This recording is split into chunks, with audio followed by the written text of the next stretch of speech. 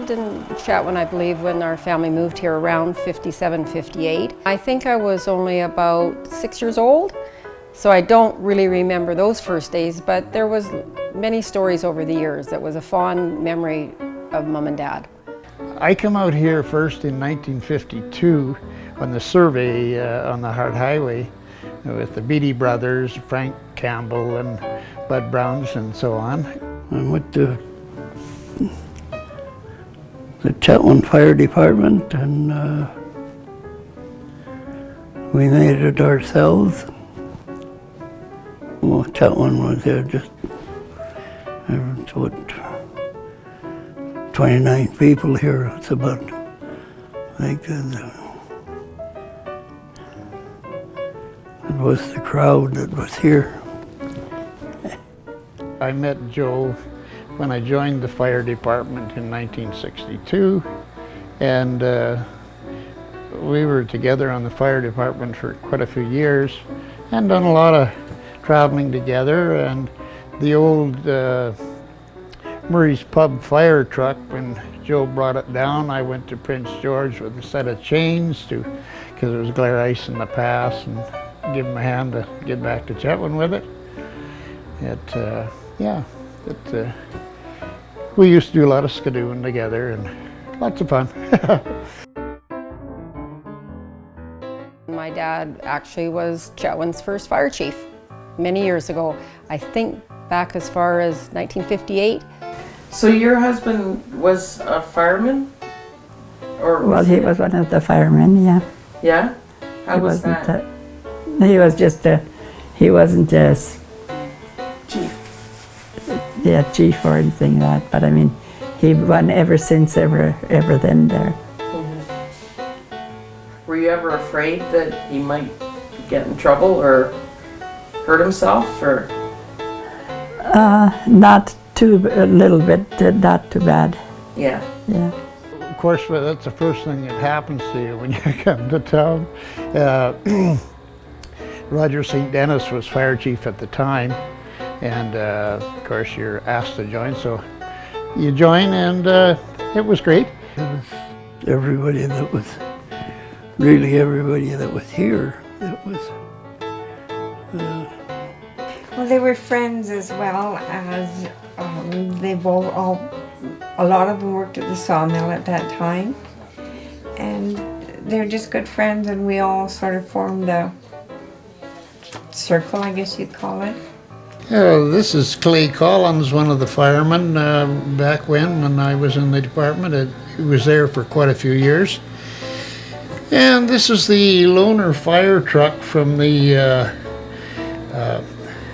fire marshal's office we had when the fire hall burnt down, one of the trucks.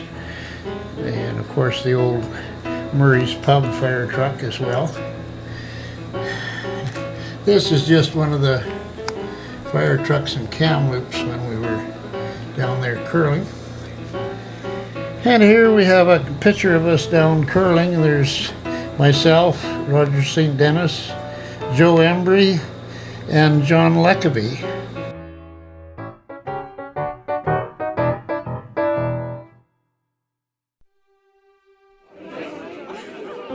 We were called the Chetwynd Fireettes. If I remember correctly, BC Tel would get the initial call.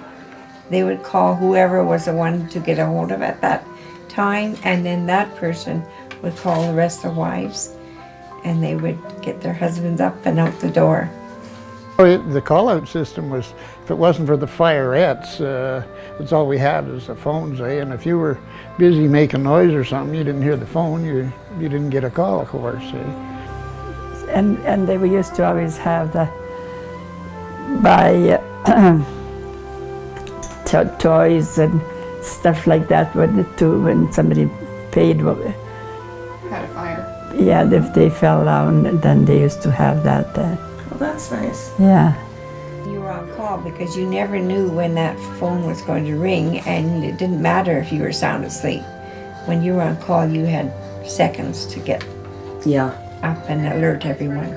They enjoyed, the community part of being involved, but also the social part. They had great parties too. It was great, except the first fireman's ball that I was at, up went the hall, of course, eh? I can still recall that quite. Just got home and he went to bed, and all of a sudden the phone's ringing and away we go, eh? And nobody prepared. We got the old fire. It wasn't a truck, it was just a wagon with a bunch of hose net on it from Canfor, and that's what we used to fight the fire, which wasn't much, eh? So consequently, we lost pretty well everything. They thought they were just fooling. Everybody got home, you know, back then you could drink and drive. And it was party time, right?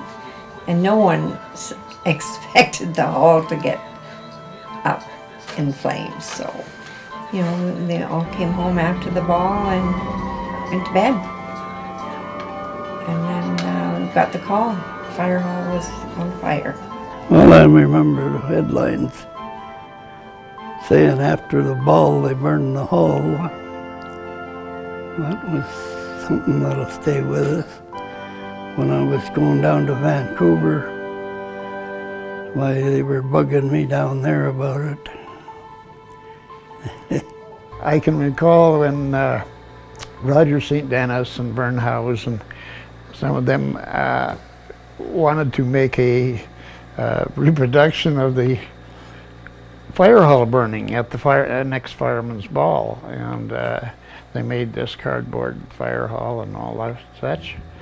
And Roger had put some lighter fluid on it and lit it, and it poof, smoke all over, and then he grabbed the dry chem extinguisher, and of course all our food was out. What a chamaz. I tell you, we're lucky we didn't burn the hotel down. But we still had a good supper. Yeah, because when that happened, and then they did different kind. Then they had different one afterwards. But at first it was just a shoo about it. But I mean, then they had a special.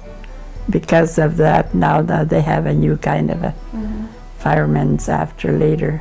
The strategy now, I think, is a lot different than it was then. We didn't have that much then to fight fires with, eh? We had, after the hall burnt, we got a loaner truck from Vancouver Fire Marshal's office, eh? And then I bought an old cab over from Dawson, and we put that 5,000 or big tank on the back, and put the old pump that went through the fire. We rebuilt it and used that as well. So that's what we had. It was a terrible thing to drive around. I stored them at my garage for until the fire hall was built, eh? I know, you know, someone else took over the duties as fire chief, but I believe he stayed a member the full time they lived in Chetwynd, and they retired to Penticton in 1974. So from, say, 58 to 74. Ralph Todd come and asked me, and I think it was 64 or something like that, if I would consider taking the fire chief's job. And after a bit of discussion, I said I would on a temporary basis because of the business. I didn't really have the time. And yeah, after Bob McNabb was assistant chief at the time, and I don't know, after just not even a year, I don't think, we decided that we voted Bob McNabb in as chief, and he was much more knowledgeable in, you know, in organizing and so on. So. When they got the first fire truck, you know, that was in fairly good condition. That was a big day for the firemen. And also when they got their first set of uniforms. I have a letter here that I'd like to share with you folks here in Chetwynd. It was obviously a letter that was very dear to my dad, because he had it in a very special spot where he kept his favorite papers. And it's dated April the 4th, 1978, and it's coming from Chetwynd, BC. It says, "Dear Mr. Sterling," I'll show you this dollar bill too because it kind of relates to the little letter. You were most likely confused when you opened this letter and found the dollar bill, and even more bewildered when you read who sent it. Evans is my married name. I am Lyle Schoenberg's daughter. Years ago, I went into your Sunset hardware store to buy a birthday present for my mother. When I went to pay for it, I was 5 cents short. You were very kind and told me I could pay you back later. Sad to say, I never did. I finally found your new address, and I hope I have not offended you because you see, now my conscience is clear forever. Please accept my apologies. Sincerely, Mrs. Robert Evans. I was with the first fire department that came, and still am with the firemen, but hospital put me away for a while, but I seem to be getting better. But joining the fire department is the thing to do, and they've got a lot of people in the department for a lot of years with a lot of knowledge here. I think we're pretty lucky to have Leo. He puts a lot of time and effort into it, eh? And Bob McNabb as well was a very, got right out there and got at it. And Brian King, the next chief after Bob, and before Leo, he was another fellow that put quite a bit of time in, but he enjoyed his time in the fire department, I'm sure. At least it seems so, eh? Yeah. No, it's a great get together too, eh? They have a lot of good times, and they do a lot of good things, eh, for the community.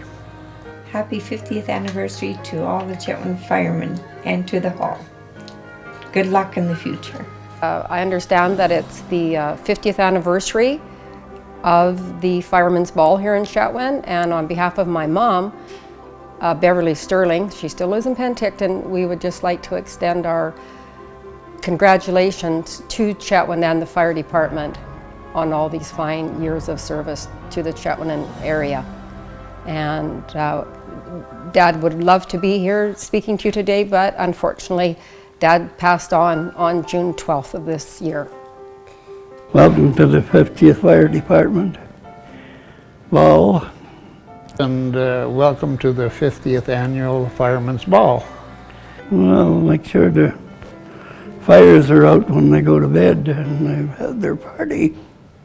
These are actually the great grandsons of my dad, Norman Sterling. This is Carter Dunn and Nathan Dunn. Hi guys.